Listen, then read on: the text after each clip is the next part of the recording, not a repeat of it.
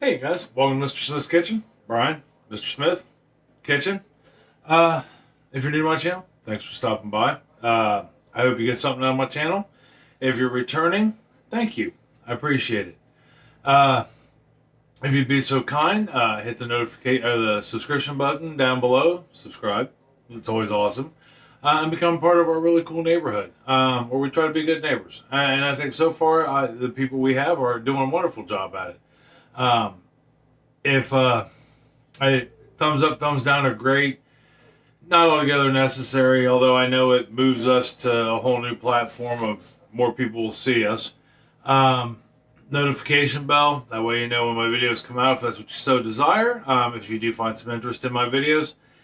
And, as always, thank you for allowing me to come into your life, and thank you for taking the time to allow me to do that. Comments, always welcomed, as always. Love them. I respond to all of them. And I'll ask, just be polite. Be nice. You don't have to agree with me or anybody else, but just be nice about it. Think before you type. So anyhow, today we're going to make a Oreo cheesecake. And a friend of mine on Facebook, I had mentioned, and I think I mentioned this in one of my previous videos, that I think I would like to maybe start selling cakes. Now, I'm not talking open a bakery and, all that, but maybe sell a couple, 2, 3 cakes a week. I don't know what cakes yet. I don't know if I'm going to go with a standard cake set, of like 4 or 5 cakes I'll make, or it might be a cake of the week. Obviously, if somebody says, hey, can you make me this? I would love to. So, although she doesn't know it yet, I have a friend, a co-worker, well, we don't work together anymore, she works at a different store, named LaTanya, who, when I posted this on Facebook, had asked about an Oreo cheesecake. And I said, well, absolutely. And now she didn't say she wanted to buy one, and I'm not going to sell her one. LaTanya and her husband both had managed to, he broke his leg in 2 places, and she tore her meniscus in her knee. So they're both kind of laid up at the moment. And what a better way to make somebody feel good when they're in a tough situation than giving them a cake. So she doesn't know it yet, but she's getting a cake. And she'll find out soon enough. Probably when I take it to her Friday or Saturday. But, she'll find out all the same. And, because I'm sure even if she does, I don't even know if she watches my videos all the time, but even if she does see this, it's Thursday. So it'll either be tomorrow or the next day she gets the cake, and I'll drop it off at her house and, make her day a little better, right? I mean, that's what we're supposed to be doing. So anyhow. Cheesecake, Oreos. This is a interesting cake. It doesn't seem any more challenging than the cinnamon toast crunch cake we made, but it's got its moments too, I think. It's got some basic ingredients, but I can see this being a powerhouse. We'll start with the fact that the original recipe takes an 8-inch pan. I have one 8-inch pan, but I need to make I want to make 3 of these cheesecakes, so I don't have three pans. So we're going to make them 9-inch. So we're going to change the size of them. And I got to make sure I do have enough Oreos now. I know, but that was the other challenge. The recipe I got called for whole Oreos that you crushed. Yes, ma'am. Oh, absolutely beautiful. Thank you. Abby made me a heart for Valentine's Day. Ain't that cool? I love it. Absolutely love it. Set it there on the table and I'll hang it up downstairs here after a little bit. So I had to convert what would, for example, the crust takes 26 Oreo cookies. Well, I don't have Oreo cookies. I ran into, by sheer luck, bags of Oreo crumbs. All right. And they're medium-sized cookie pieces. They're absolutely delicious, tender, amazing. That's what they look like right there in the bag. So they're already crumbled pretty much. They're a little big though. We're gonna have to cut them down. So I had to figure out what's an Oreo cookie weigh, and take that. I found out a regular Oreo cookie, which is what you'll need for this. Is just standard, not double stuffed, not the thin ones, just regular old standard Oreo cookies. You will need 12 of them, or 26 of them to make the crust. A Oreo cookie weighs 11.4 grams. So, after finding out what an Oreo cookie weighs, I just times that by 26, and voila, I have enough cookie crust or cookie crumbs to make the crust. So, that being said, let me get the camera down here, and we'll start making the crust. All right? Just 1 second here. Let me get you turned down and over. There we are. All right, so things you will need to make the crust with. First thing we're going to need to do is turn our oven on 350 degrees. All right? So we got it going. I am going to use a food processor. I'm not using the cordless one. I'm using my old standby. I just love this processor, and the cordless one, it's cool, it's nifty, but I don't think it really does the trick. You also need, of course, as always, if you've ever watched any of my baking videos, a scale. And we will need this to make the cheesecake filling too, but we need it to weigh out the cookies. Unless, of course, you're using Oreo cookies in and of themselves and not crumbs, then you just need 26 of them. You also need a half a cup or 67 grams, or 57 grams of butter, unsalted butter. I don't ever specify that, I don't think. I guess it's just under natural assumption. Anytime, if you use salted butter, just any salt that's in the recipe, leave it out. And this will be all we need. We need, in this case, I'm using a 9-inch springform pan. If you watched last week's cheesecake video, because we did cheesecake last week too, it has a clip on the side. When you pull it, it releases, and you can take it off instead of trying to turn the cheesecake out. It could be a hot mess. But you'll see when the time comes. And what I did with this was I wrapped aluminum foil all the way around it because we're going to water bath this. We're going to set it down in a pan of water, put it in the oven, and you don't want any water getting in there. If you can see down in there, see that little crease down there? That's because this side of the pan, the side, disconnects from the bottom. So we put that on there, and even though the cake won't leak out, no water that this sits in will get in. That's important. And you just want to make sure you use wide foil. It works a lot easier. So you use the 18-inch wide foil, and then you can just use one piece, pull it all up nice and even. That way there's no seams, nothing to get in it. All right, so anyhow, 297 grams of Oreo cookies, or 26 regular Oreo cookies, half a cup of butter, all right, or 57 grams.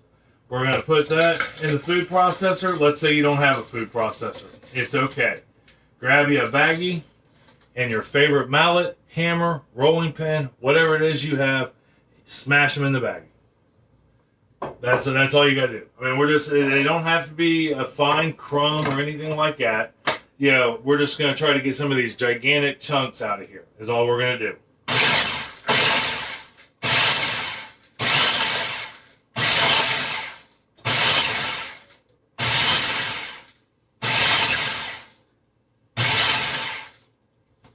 All right, I think we are good.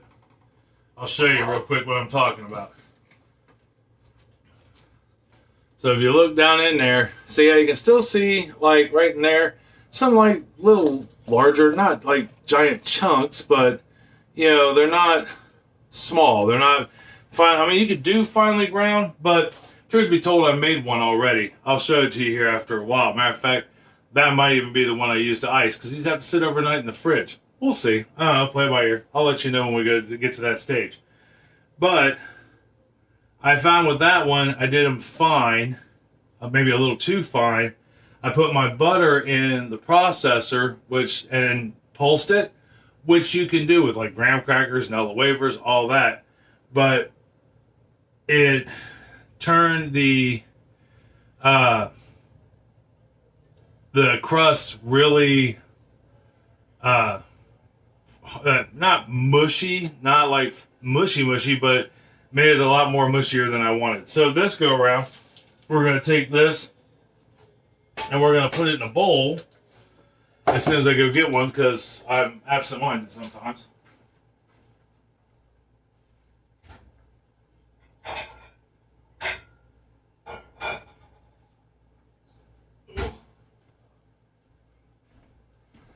Get a bowl, move the scale out of the way. Yeah, scales, very important, especially if you bake. You know, and baking is so fun, and the reward is amazing. Get our blades out of there. Now remember, if you use a food processor, when you pull your blades out, be careful. It hurts when they cut you. We'll pour these into a bowl, like such. Now I've yet to try this cake, so that will be a first for us.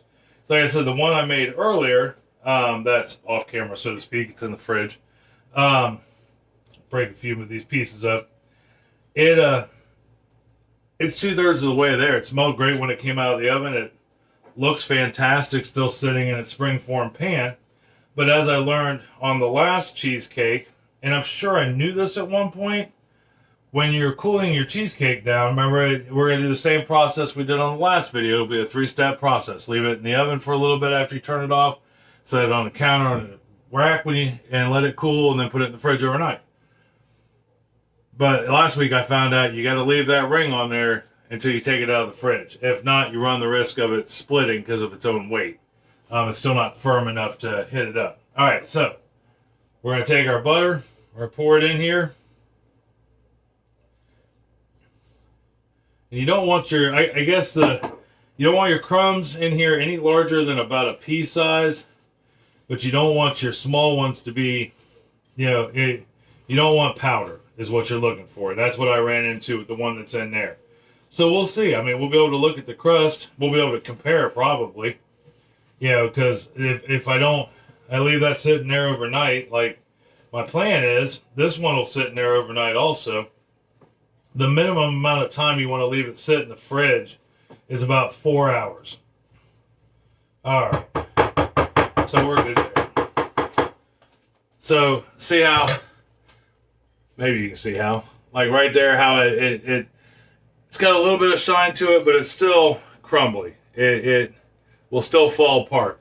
The other one was a little more compact than that. Now, there's a couple different ways you can do this crust. All right. I opted for Plan B, which is kind of the common way to do a cheesecake, and that is to just line it on the bottom. And I've done, if you look at, I think the first cheesecake I ever did on YouTube was a New York style cheesecake, and it comes up the sides with a graham cracker crust. But I really want, I think, in my thought process is to be able to see that cookies and cream on the side. So we're just going to take this and we're going to put it in the pan. All right. We're not greasing this or anything. All right. We don't need to butter it. We don't need to grease it. In this case, we just stuck a half a cup of butter in with these cookies. So there's plenty of butter. It's not going to stick. And we should be okay. And if it does, well then, interesting, because it shouldn't. And then we'll set our bowl aside. We're just going to spread this out, make it even, hit all the corners. I mean, and there's a fair amount of cookie crumb in here too.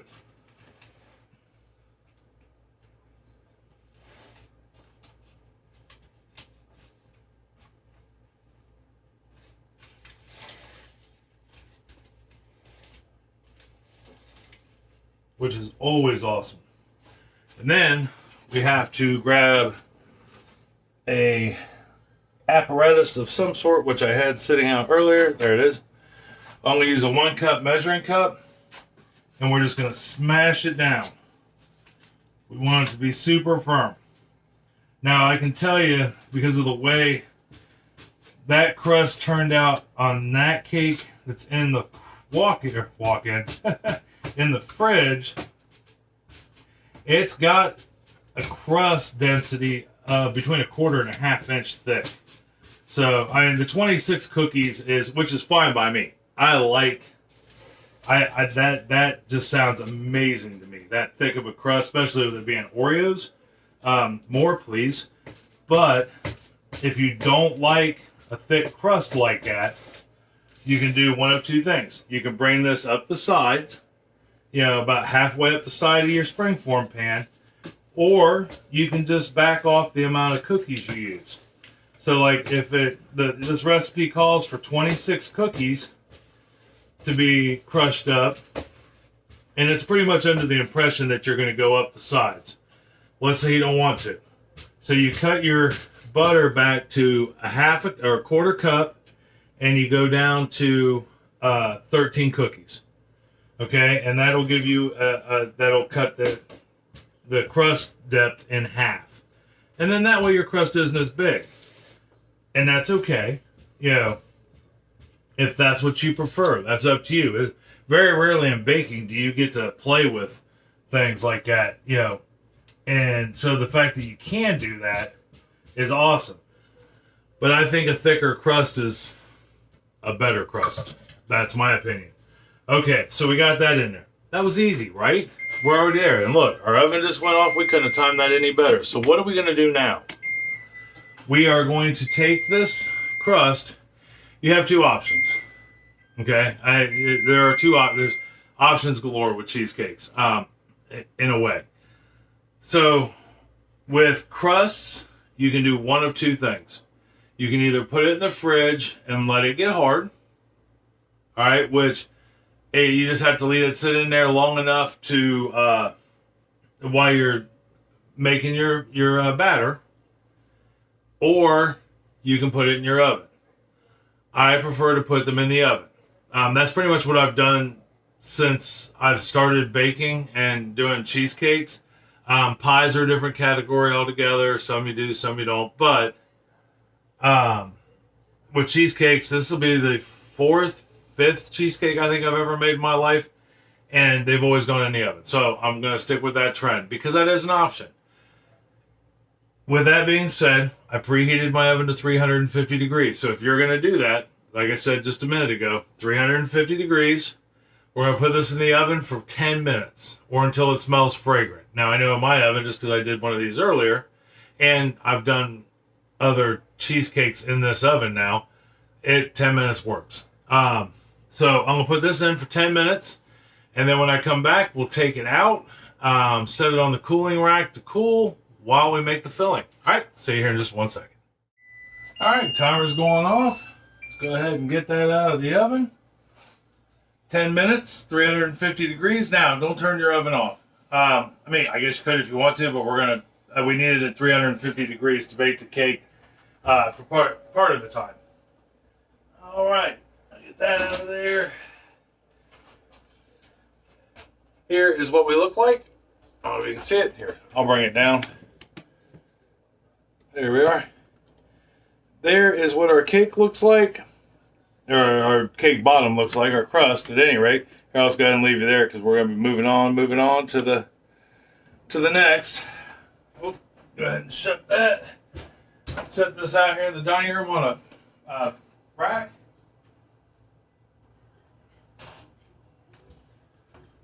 So you will need a cooling rack also. So we're up to a 9-inch springform pan. I tried to go out and buy another springform pan this morning, but oddly enough, nowhere in Newark has a 8-inch springform pan at the moment. Quick side note, really tired of stores not having stuff, and I know why, but it's just getting annoying. Anyhow, so got that out there. We're going to let that cool. While that's cooling, we're going to go ahead and make our filling. So to make our filling, we will need a sifter of some sort, whether it's just a little sifter or whatever, to sift our flour with. I am using a stand mixer. You can use a hand mixer, not a problem. Either way, if you are using a stand mixer, whisk attachment, not paddle. So, first thing we got to do, and we will need, is 24 ounces, 3 packages of cream cheese. Whatever cream cheese you prefer, completely up to you. You know, whatever you like. Or whatever you can find, as the case may be. I even struggled to find cream cheese. So, your cream cheese needs to be at room temperature.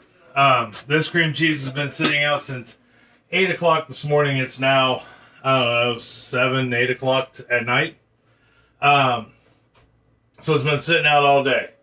We're going to just, first we're going to plug in our piece of equipment,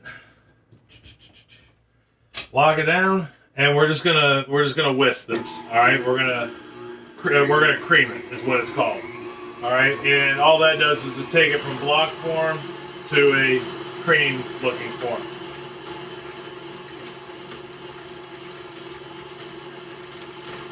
Making a cheesecake does not take a lot of tools, does not take a lot of, the only thing it takes is time and a little bit of energy. But even the time thing, well worth it. Just well worth it. Sorry, I didn't want to dirty another spatula. So now before we add anything else to it, I'm going to go ahead and scrape these sides down real quick, because that's what you do. Anytime you're mixing anything, whenever you add an ingredient, or before you add an ingredient, or if you're mixing for a long period of time, you want to stop and scrape down your sides. Make sure everything's, you're checking it out. You're like being a detective and investigating. Is it all mixing in? That's the key to it. Because even your best $1,000 mixer, so to speak, has dead spots in it. Most mixers, it's the very bottom of the bowl, and things like that can keep it from being completely mixed. So you want to get in there and spy a little, check it out. All right, so got it, right? Creamed. Next thing we need to do is you will need 200 grams of granulated white sugar. And I knew there'd be something I forget, and I did. So I need to kick on my scale real quick. And I need to put a,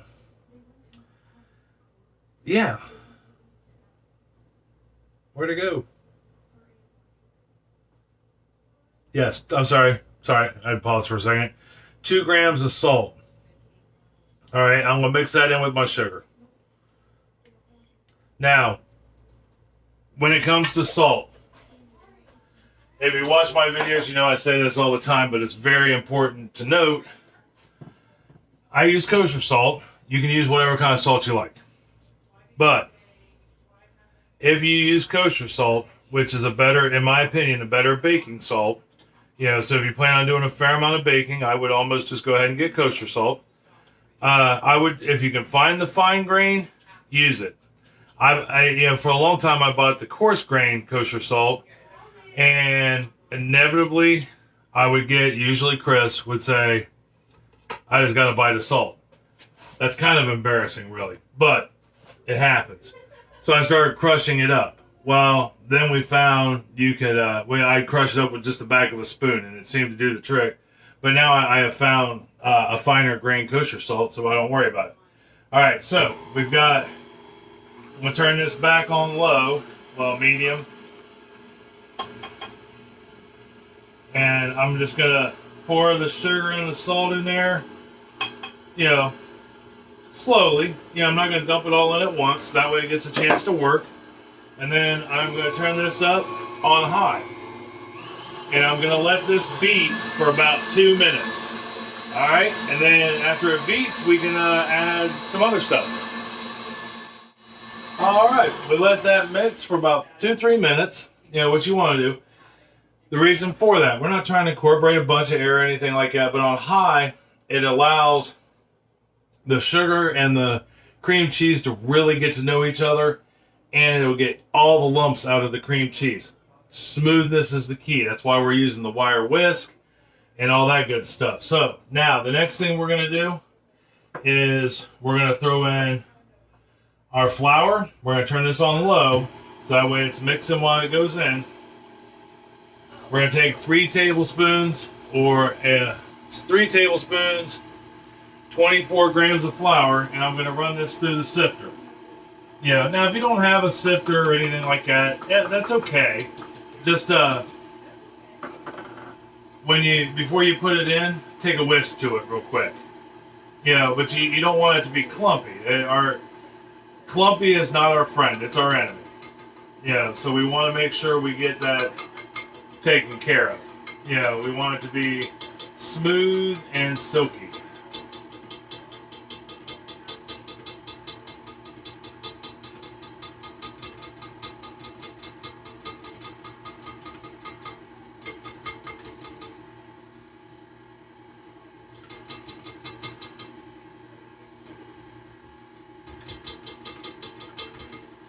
Alright, got the flour in. Now we'll kick it up a notch, and we're just going to get that incorporated. We want to see it disappear. That's all, no more, no less. Alright, we got that. It's disappeared. So, next thing we need to do, scrape our bowl. It's very important. You scrape our bowl, especially with the flour, because like I got flour all over the side of it here. Yeah, we want to make sure that gets in there. Give it a good mix. Yeah, flip it around a little bit. There we go. Now, the next things we need to put in here, there's two things we got to put in next. We've only got 3 things left to go, 4 things left to go technically, I guess, in the batter. And then we'll be ready to pour it into on top of the crust. Which, believe it or not, is probably about cool by now. It doesn't take crust long to cool, at least down enough that you can use it. All right, so the next thing we need to put in here is 1 tablespoon. Oh, excuse me. 1 tablespoon, 15 grams of vanilla. Go ahead and get that dumped in there. And we're going to put a 1/2 cup, 94 grams of sour cream. And you want your sour cream to be at room temperature also. Common rule of thumb is dairy products, room temperature. And unless otherwise noted in the directions, which I have yet to see a cake where that's been otherwise noted in the directions. The only exception I've seen to that so far has been when making whipped topping. You know, and then you want everything as cold as possible. That's kind of a rule of thumb. It helps it incorporate the air into the eggs quicker, better. It gives you a firmer egg or a firmer whip. So we're gonna get that incorporated. Just incorporated. I mean, get it mixed up so it's not all just sitting there. We're not looking to kick this on hot. We don't want a lot of air in this. Cheesecake is a dense cake. All right, so we got that mixed up. So now the next thing we need is eggs. I've got 3 large eggs in here, but then I've got 1 egg yolk added to it. So 3 large eggs, 1 egg yolk. And you're going to want to put the eggs in one at a time. Once again, room temperature. You know, you don't want that to change. And what you're looking for is when you dump the one in, just the yellow needs to disappear. That's all. Get our next one in there. I mean, now, the 1 egg at a time rule, try to put it in 1 egg at a time, but if like 2 fall in, it's okay. It's not going to mean that the batter is going to, not be any good and you're going to have to start all over. I promise. There is some forgiveness to baking. It's just these procedures, I guess you could say, were created because it's the best way to make the best cake. You know, when you have directions and ingredients lists, they're given because people who have done that beforehand have found it's the best way to do it. So it's always best to follow the rules. Now, that doesn't mean you can't play with it a little bit. You know, I mean, even with this cake, we don't have to put Oreos in it. We can put any cookie we want in it. You can make your crust out of any cookie you want. Last week we made it out of graham crackers and Cinnamon Toast Crunch. We made a banana cream pie out of vanilla wafers. You know, I mean, the possibilities are endless once you know the rules. But like this one here, we don't have to put Oreos in it. We could put Captain Crunch in it, crunch berries in it. I mean, whatever you like. This is literally just the base. Then you can add whatever you want to it. So we are now done with the mixer. We're going to take the bowl off to the side. I know you're saying, but Brian, it's an Oreo cream cheesecake, an Oreo cake. And it is. And we're getting there. Let me remove the mixer.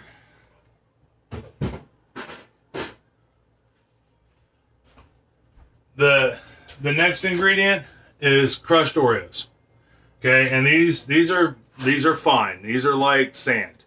All right, I did these up earlier. Actually, when I made the first cake, I did too many. But you're gonna need, and it's gonna be completely up to you. But the recipe calls for 12 Oreo cookies worth of crumb. All right, now you don't have to do that many by any stretch of the imagination. So, and all you have, but we're going to fold these in because once again, we want to minimize air. So we're just going to pour those in, and then we'll just fold them in, and you're going to get streaks. There's going to be like streaks of chocolate, streaks of white, and that's okay. Yeah, really. I mean, you want that. That's what gives it its cookies and cream look, so to speak. You don't want to dump them in there. I mean, you may want to dump them enough in there to make it all chocolate, Oreo chocolate colored. That would actually be kind of cool. But at least this go around, I'm just looking for a cookies and cream look with, Oreo cookies. And by folding it in using our spatula, our rubber spatula, we're not putting any additional air in there and we're not taking any air away. Yeah, that's the other important part. All right. So I got that. Good there. We are in grand shape there. All right, let me go get the pie pan, or the cake pan, and I got to go grab another bag of Oreos, so that way we can finish this bad boy and get it in the oven. So I'll be right back in just 1 second. Okay, so I'm back. The reason why I had to go get another thing of Oreos, so we've got our Oreos that we just put in the cheesecake, right? What we're going to do is we're going to pour a third of the batter in there. Then we're going to put some chunks of Oreos in. Another third of the batter, another chunks of Oreos, and then the top layer. But if you don't have the crumbles like this, I mean, and it's got chunks in it, so I don't have to worry about it. Just take your Oreos and quarter them. All right, with a knife. If you just lay your knife down on it, hit the top of the knife, it'll cut it in half. Or you can just break them up. I mean, whatever works for you. But you want chunks of Oreos. So, we're going to take our batter. And we'll pour about a third of it in there. I mean, it's not a science. It's just batter. I mean, you don't have to do this way. You can literally fold in big chunks of Oreos with what we've just done. You don't have to put any in there at all. You could, I mean, there's, like I said, the combinations, they're not endless, but there's a ton of them. It's how do you want your cheesecake? I thought this was the best approach. I could be wrong. But, I'm 2/3 of the way there on the first one I made. So, I'm going to end up making 3 of these. You are seeing the second one as we speak. And the reason why I'm making 3 of these is twofold. A, I want one for our house. We have company coming over. And I would like for them to have dessert with the dinner I'm going to make. And I'm taking one to work, and then I have the one for my friend. So now we're taking these chunks, but it'll also tell me how many cakes I can make in a week. Complicated cakes, because not all my cakes are complicated. And I'll have some, ones that I can bake a couple, 2, 3 of them a day. Out there, some bundt cakes or pound cakes or whatever. All right, so I've got about 3 cookies worth of chunks in there, 2 to 3 cookies worth of chunks in there at any rate. And then I'll pour my other third on, because I would like to know that way. I mean, I can say, look, I can do this many cakes a week, and then I can think to myself, okay, do I want to do like the double layer, 2-layer cakes this week? Do I want to do, you know, single layer cakes, sheet cakes? Do I want to do sweetbreads? You know, I mean, or Swiss rolls, or, you know, I mean, there's a bunch of different cakes I can do, but do I want to do them by the week, or do I just want to pick, like, you know, 4 or 5 that I can do regularly and switch it up once a month? Because if you look back on my baking videos in my baking playlist, I have now, this will be recipe number 43 just for baking. So I've got 43 cakes at the moment to choose from, and thanks to you guys helping me every week, learning how to bake new things, it keeps growing.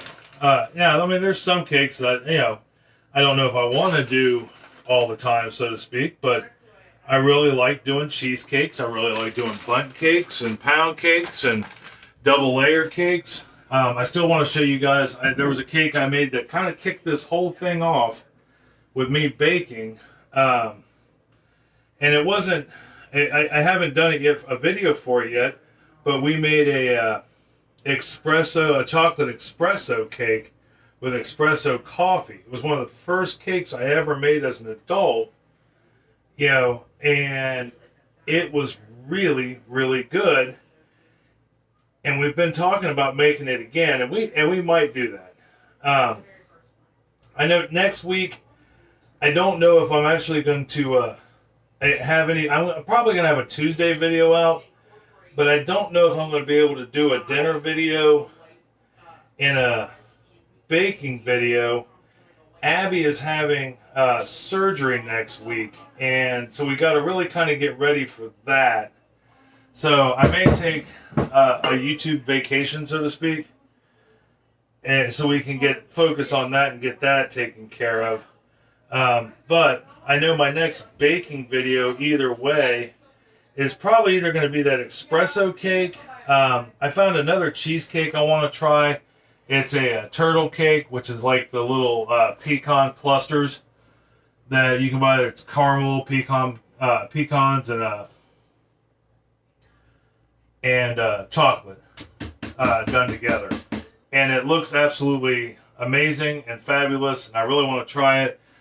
So it'll probably be one of those two, although that could change in a week. All right, so we got all 3 layers in there. We got the 2 layers of Oreos in between. Next thing we need to do is hit this sucker on the counter, which is important. What that's doing is drawing air bubbles up to the top. I can see a couple of them already. Yeah, so we want to do that a couple times. Now, the next thing we're going to do is I'm going to get my pan.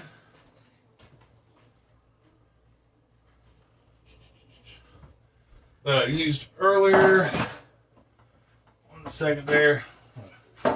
Wipe it out real quick where I used it earlier. So earlier, when I did my first one, I put a piece of parchment paper in the bottom of it, which you could also do. There's no rule that says you can't. But when I took the foil off of it, the butter that was in the bottom, I had butter holding the parchment paper on the bottom. Well, it had obviously melted, stayed inside there, and when I took the foil off, I was still above the water, and it all ran into the water. So I ended up with a little bit of butter around the edges of the thing. And you could say, Brian, why didn't you wash it? Well, I mean, I suppose that could be a good question, but as you can see, it's not touching the cake. It's in the foil, and I'm going to reuse it. So, you know, I didn't find it relevant. So what we're wanting to do is we're going to set this right in the middle of the cake here, okay? And then we are going to, where? Oh, I'll just fill it up the old-fashioned way here. Maybe not. I don't know.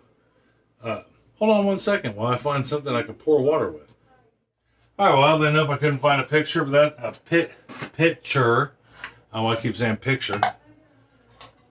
But that's all right. I can just scoot the pan over here, and I'll turn the faucet on. And I'm going to fill this so that it's about halfway to 3/4 full of water. You know, and this is why we wanted that lot bigger sheet of aluminum foil, so that way it's solid surface and this water doesn't leak in to our crust and make our crust soggy. I have experienced that, and even though I did find in the long run it dried, so to speak, I would much rather just avoid that situation altogether because it could potentially ruin your cake. So like I said, hey, spend the $4 it takes to get a large roll. If you're able to. If not, I mean, you do with what works. I watched a guy, Preppy Kitchen is the name of his YouTube channel. He actually uses roasting pans. He cuts the bottoms out of roasting pans, aluminum roasters, and uses those as his cover instead of using aluminum foil. And that way he can actually use them over and over again until they fall apart, which I'm sure takes forever. Okay, so what are we going to do? Let's talk about this for a second. Actually, let me get this in the oven, and then we'll talk about it for a second. So, we've got our oven still preheated at 350 degrees, right? We're going to slide this in. Now, you want to be on the middle rack, or the middle of the oven, so middle rack, or as close to the middle as you can be, depending on how many rack slots your oven has. I've had ovens that have had 6 slots, and if that's the case, you want to go a little low. This one has 7. I looked at that intentional. That was something that was intentional. So it's in the middle on 3. 3. So you want to 350 degrees, and we're going to go 10 minutes. Okay? 10 minutes at 350 degrees. And then what I'm going to do after that is I am going to turn the oven down to 300 degrees. I'm not going to open up the oven door. I'm just going to turn it down to 300 degrees, and I am going to bake this in its water bath for 50 minutes. 50. Okay? Start checking it at about 45 minutes. I actually found in this oven, 52 minutes is the sweet spot for me, but every oven bakes different. So, you know, it could be a little longer, it could be a little shorter, depending on if your oven runs hot or runs a little cooler. If you have to run it over that 50-minute mark by more than like 3 or 4 minutes, take a piece of aluminum foil and put over the top of it. What are you looking for as far as doneness goes? There's a couple things. You should be able to grab it or grab the water bath and shake it just a little bit, and the center should jiggle, but still be kind of firm. If it's still liquidy when it jiggles, it's not done yet. And then start doing it like 2 to 3 minutes at a time. Or if you have a thermometer, which everybody should, whether you cook or bake, a thermometer is important. That way you know your meats are at the proper temperature. But you can put it in the center of the cake, and it should read 180 degrees. All right, if it's at 180 degrees or higher, the cake is done. It'll set. You'll be fine. We learned that lesson with the Cinnamon Toast Crunch cake last week. So, 10 minutes, 350 degrees. Turn it down to 300 degrees, and we're going to go 50 minutes. Start checking it at 45. All right?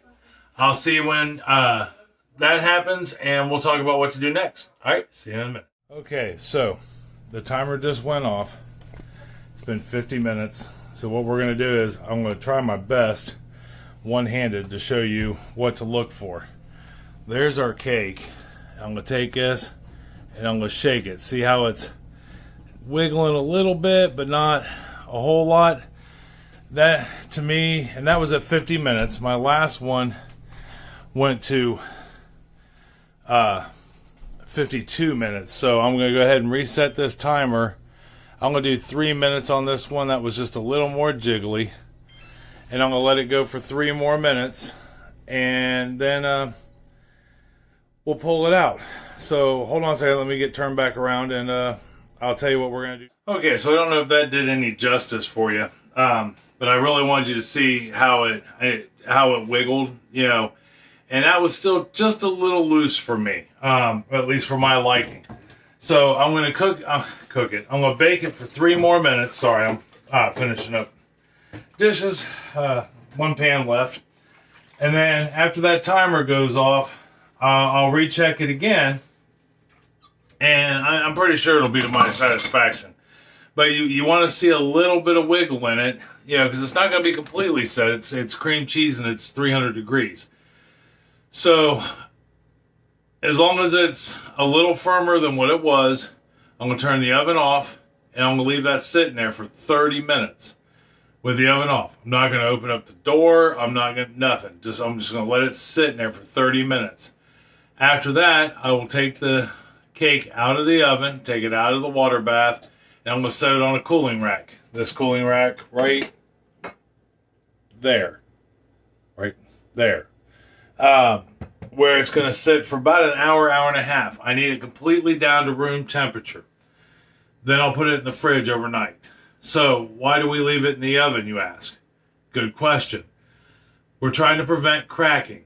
All right, that's why we're not baking this at 350, 375 or whatever at a high heat. We're baking it at a low heat in a water bath, so that way the moisture goes and it bakes slowly to help prevent cracking.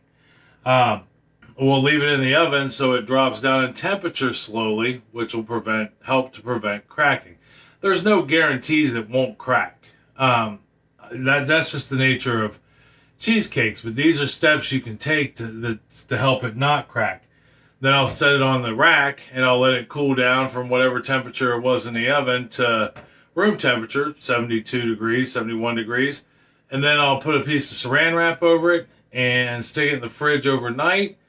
And when I come back, we will decorate it and try a piece. All right, see you in a second. So we let our cake sit in the fridge overnight, and it's now morning. Obviously the overnight thing. And I thought I would get these cakes finished real quick.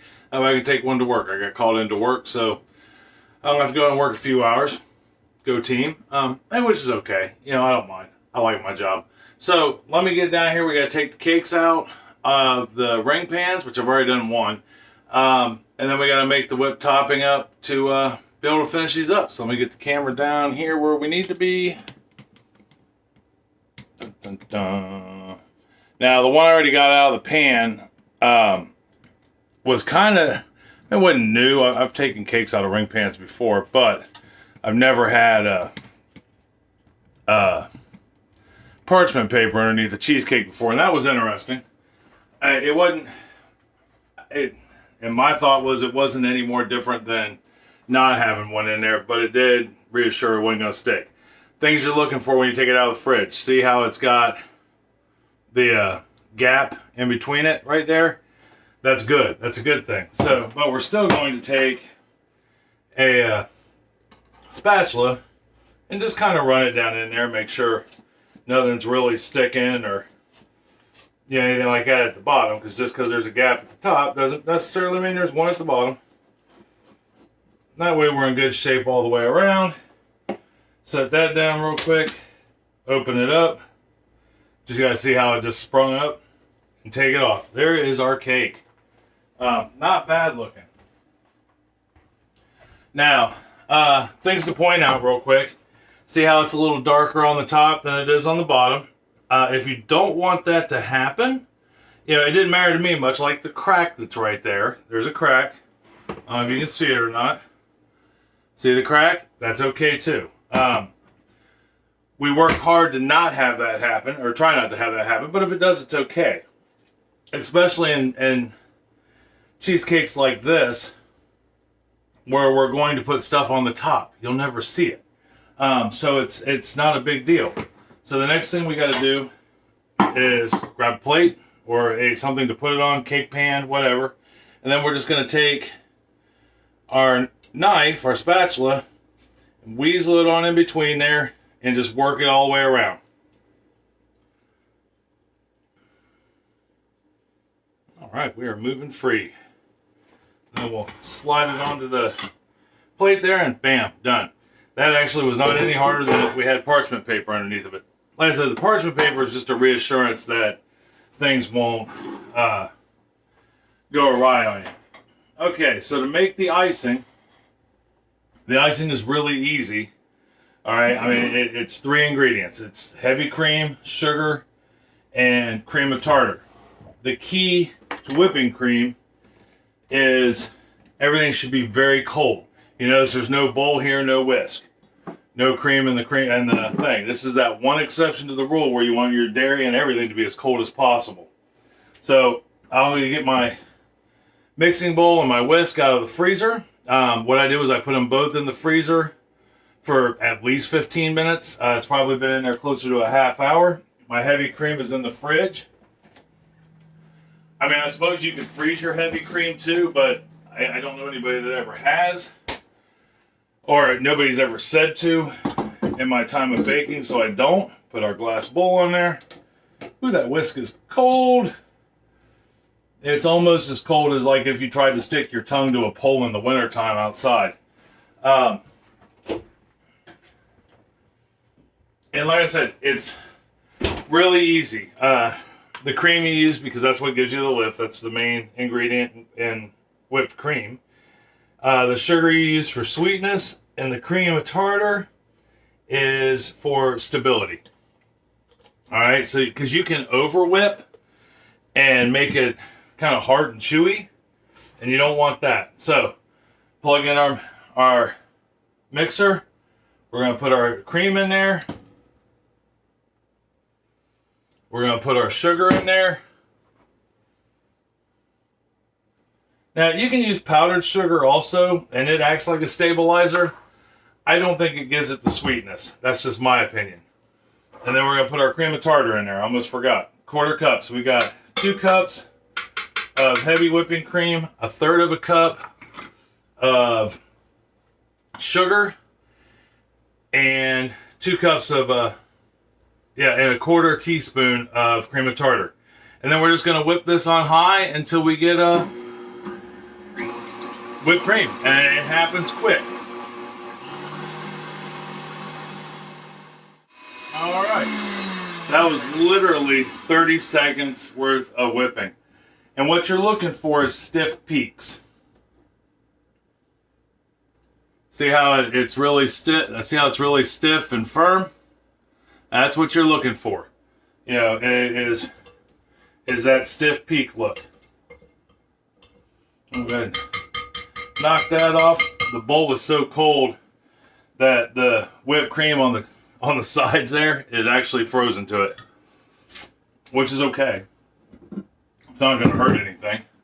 Go ahead and get our mixer out of here.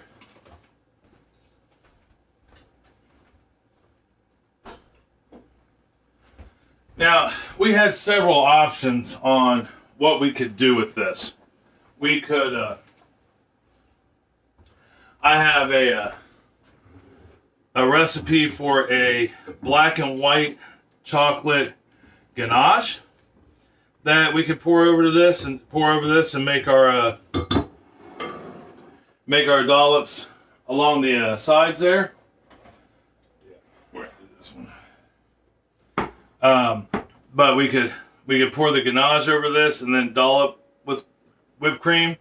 We could just put whipped cream all over it and just put cookie chunks on it. But what I'm going to do is I'm going to dollop the whipped cream around the edges, and then we'll put cookies in the center, all right, which will hide the crack.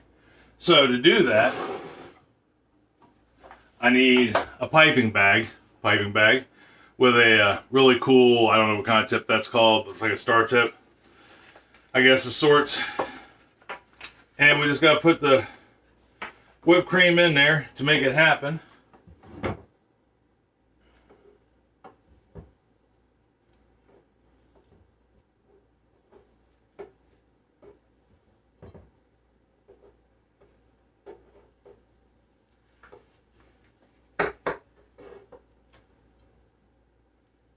And I'm going to make a mess all over the place in the process.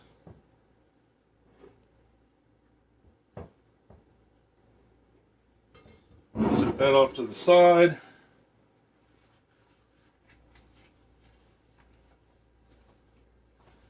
Then we'll just dollop this on.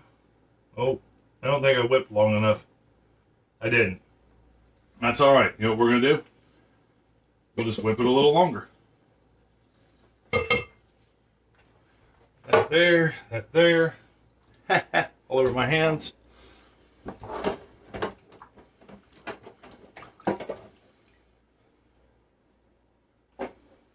All right, let me get this cleaned up real quick and we'll re-whip. All right, we got it re-whipped. And this way it's even thicker than it was. Peaks just weren't quite stiff enough. And it's okay. I literally just sat the bowl back on here. And now we're really stiff. And re-whisked it. You know, whisked it until it was as firm as we wanted it to be.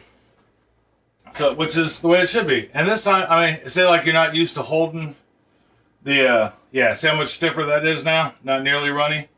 But you can put your piping bag in a cup. Just like such.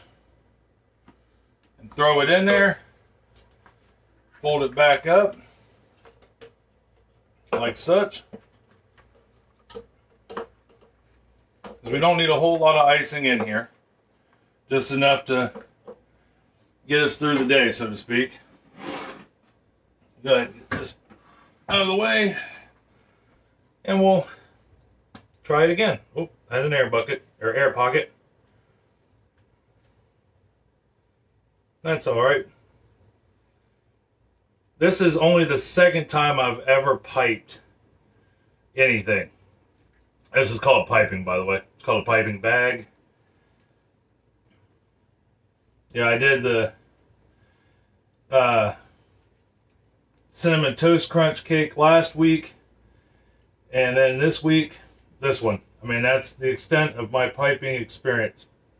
So, I mean, we're learning together, right? Now, I've made whipped cream a million times, but... And I don't do this to win contests. You know, I bake, and I know you guys have heard me say this a million times, but I bake because it's what I like to bake. You know, I get pleasure out of it, which is what you should, you know, you should do anything for.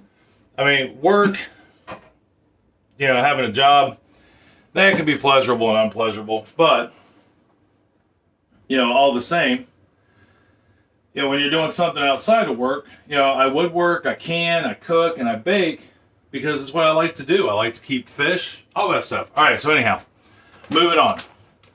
We got it piped. The only spot that even looks remotely rough is that first one where I had an air pocket. So the next thing we're going to do is we're going to take some of our cookies. And since these are already crushed, I don't have to worry about it. But if you want to do it this way and you don't have crushed cookies, just do like you did when you were getting them together for the filling, and crush them up a little bit, cut them up, chop them up, you know, or when you're chopping up the ones you have, just don't use them all inside the cake, and you'll have some to put on top here.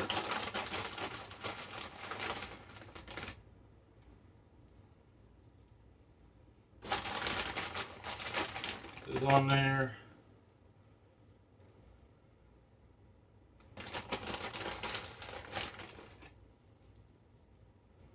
On there. There we go. I think that looks beautiful. Myself, you know, I could be wrong, but I don't think I am. Now we'll maybe get the cookie crumbs off my hands. And there we are. A cookies and cream cake. I think it looks amazing. Now, this is the best part. We get to try a piece. Let me go get a plate and a fork and a knife.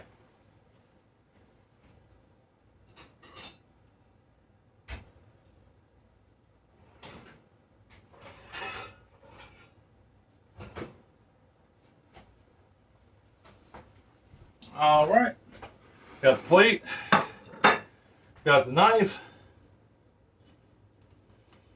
And did you notice the crack disappeared? Isn't that crazy?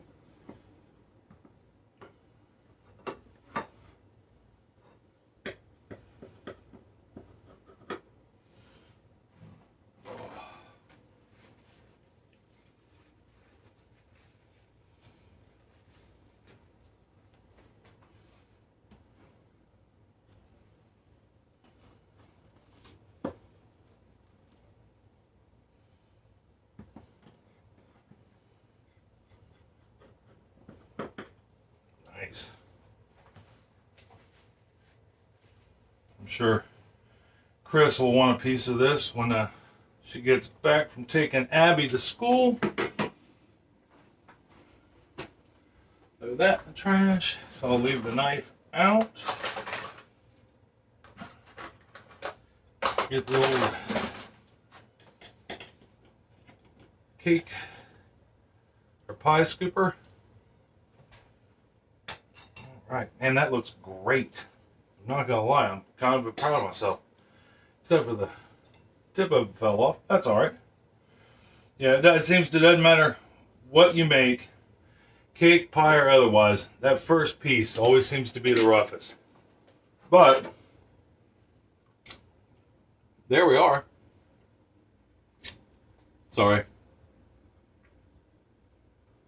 I think it looks pretty good myself. I could be wrong, but I don't think I am. And I'm not biased because I made it. Although I am good looking. So, let's give it a taste and see if it lives up to expectation. Just because it looks good doesn't mean it's going to taste good, right? Although they say presentation is like 70% of the battle. You know, it gets the people to try it. And before we cut it and it lost its tip, I'd say we'd won that battle. But let's give it a shot.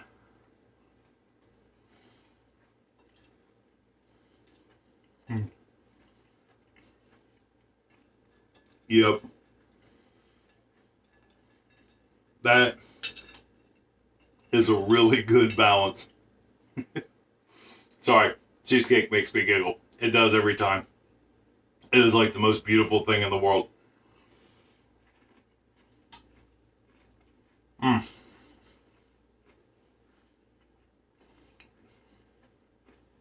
That's a good cake. I was worried because of when I just tasted the filling. I thought that's got a really heavy Philly taste to it. By filling, I mean cream cheese taste. And not a lot of cookie. And I was hoping that the Oreo crust and the Oreos on top would balance it, and did it balance it? And how? That is awesome. Alright.